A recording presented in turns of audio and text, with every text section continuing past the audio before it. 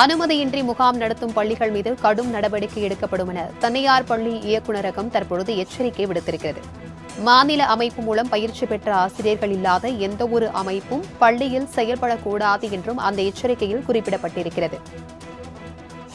இதுகுறித்தான கூடுதல் விவரங்களுடன் இணைகிறார் எமது செய்தியாளர் மணிகண்டன். வணக்கம் மணிகண்டன். தனியார் பள்ளிகளுக்கு தற்பொழுது எச்சரிக்கையானது விடுக்கப்பட்டிருக்கிறது. இது குறித்தான முழு விவரங்கள் என்ன? வணக்கம்.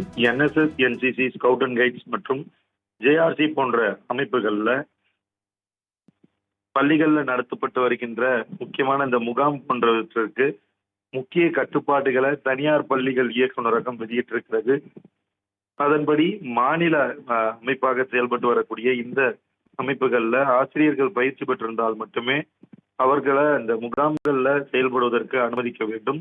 முறையான பயிற்சி பெறாத ஆசிரியர்கள் இல்லாமல் எந்த ஒரு அமைப்பும் பள்ளிகள்ல செயல்படக்கூடாது என்பதாக அறிவிக்கப்பட்டிருக்கிறது. அது மட்டுமல்லாமல் மாணவர்களுக்கு பயிற்சி அளிக்கும் போது மாணவர்களுக்கு ஆண் ஆசிரியர்கள் மூலமாகவும் மாணவிகளுக்கு பெண் ஆசிரியர்கள் மூலமாக மட்டுமே பயிற்சிகள் வழங்க வேண்டும் என்பதை தெரிவித்திருக்கிறது. மேலும் மாநில அமைப்பால் வழங்கப்படும் வழிகாட்டு நெறிமுறைகளை பின்பற்றியே பயிற்சி மற்றும் முகாம் நடத்தப்பட வேண்டும் என்பதையும் விரிவாக இந்த வழிகாட்டு நெறிமுறைகள்ல வெளியிட்டிருக்கிறது.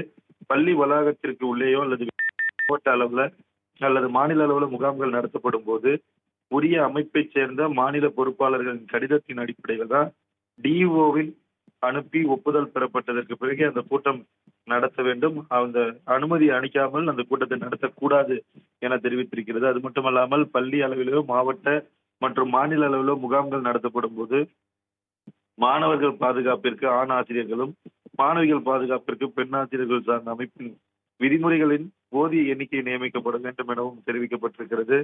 அது மட்டுமல்லாமல் பள்ளியிலோ அல்லது வெளியிலேயோ முகாம் நடத்தப்பட வேண்டும் போது ஒவ்வொரு மாணவரின் பெற்றோரிடமும் தனித்தனியாக எழுத்துப்பூர்வமாக அனுமதி பெறப்பட்ட பிறகே DO ஒப்புதல் அளிக்க வேண்டும் என்பது உள்ளிட்ட முக்கிய வழிகாட்டுதல்கள் உடனடியாக அமலுக்கு வந்திருப்பதாக தனியார் பள்ளிகள் இயக்குநர்கள் அனைத்து மாவட்ட கல்வி இயக்குநர்களுக்கும் சுற்றறிக்கை அனுப்பியிருக்கிறார்.